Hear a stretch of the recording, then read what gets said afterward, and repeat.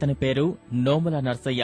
వృత్తిరీత్యా పోలీసైన నర్సయ్యకు మూత్రపిండాల పనితీరు మందగించింది. 2009లో మూత్రపిండాలు చెడిపోయాయని తెలుసుకున్న ఆయన ఎన్నో ఆస్పత్రులు తిరిగారు. చికిత్స కోసం డయాలసిస్ చేయించుకున్నారు. అయినా ఆరోగ్యం మెరుగుపడలేదు. చివరికి మూత్రపిండాలను మార్చాలని వైద్యులు స్పష్టం చేశారు. నర్సయ్యకు మూత్రపిండం ఇచ్చేందుకు తల్లి సహా 2 చెల్లెళ్లు, తమ్ముళ్లు ముందుకొచ్చారు. తల్లికి మధుమేహం ఉండటంతో వైద్యులు నిరాకరించారు. ఉద్యోగాలు చేస్తున్న తమ్ముళ్ల నుంచి మూత్రపిండం తీసుకునేందుకు నర్సయ్య అంగీకరించలేదు. భార్య ముందుకొచ్చినా ఆఖరి నిమిషంలో వెనక్కి తగ్గింది. చావుకు దగ్గరైన సమయంలో చిన్న చెల్లెలు కందుల స్వాతి మూత్రపిండాన్ని దానం చేసి అన్నను బతికించుకుంది. 2011లో నర్సయ్యకు ఉన్న 2 మూత్రపిండాలకు అదనంగా 3వది అమర్చారు. ప్రస్తుతం నర్సయ్య ఆరోగ్యం నిలకడగా ఉంది. మరణమే తప్ప ఇంకేం లేదన్న పరిస్థితుల్లో నా చెల్లె ముందుకొచ్చింది. నా ముందుకొచ్చి నాకు కిడ్నీ ఇవ్వడం జరిగింది. ఒక కిడ్నీ, మా చెల్లెలు ఒకటే కిడ్నీ మీద ఉంది. అయితే నా తల్లి నాకు జన్మనిచ్చిన తల్లి అయితే, నా చెల్లె పునర్జన్మనిచ్చి నన్ను బతికిచ్చి ఈరోజు నేను సమాజంలో బతకగలిగాను. ఈరోజు నేను ఉండగలిగాను.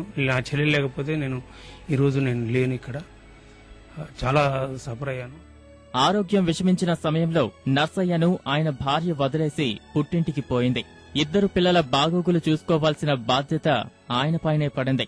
ఆపదలో ఉన్న అన్నకు చిన్న చెల్లెలు తోడుగా నిలిచింది.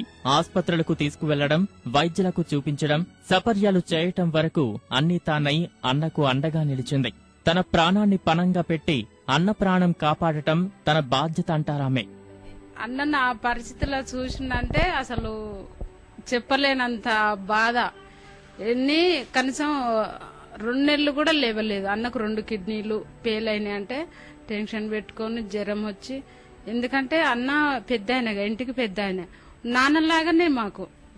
మా అన్న 2 పిల్లలు కాదు, మేమున్న వాళ్ళం కూడా మా అన్నకు పిల్లలమే. అట్లా ఏదేమైనా సరే నా అన్నను నేను బతికించుకుందని, నేను కావాలి అని ఎప్పుడు చూడు ఇక అదే ఆలోచన. తండ్రి అన్న కాదు, నా తండ్రిని నేను బతికించుకున్నదాన్ని కావాలన్న ఆలోచనతోటి నేను ముందుకు వెళ్ళినా. ఇక అక్క చెల్లెళ్లకు అన్నయ్య తమ్ముళ్ళు తోడుగా ఉంటారు. కానీ ఈ సిచ్యువేషన్ లో మాత్రం మా అన్నయ్యకు మాత్రం మా అక్క తోడుగా ఉండి ఆమె కిడ్నీ డొనేషన్ చేసి ఈ రోజు మా అన్నయ్యను కాపాడింది.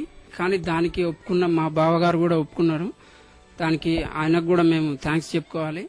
అన్నా చెల్లెళ్ల అనుబంధానికి అసలు నిర్వచనం చెప్పింది ఆ చిన్న చెల్లెలు. అన్నను కంటికి రెప్పలా కాపాడుకుని రక్త సంబంధం విలువను చాటింది.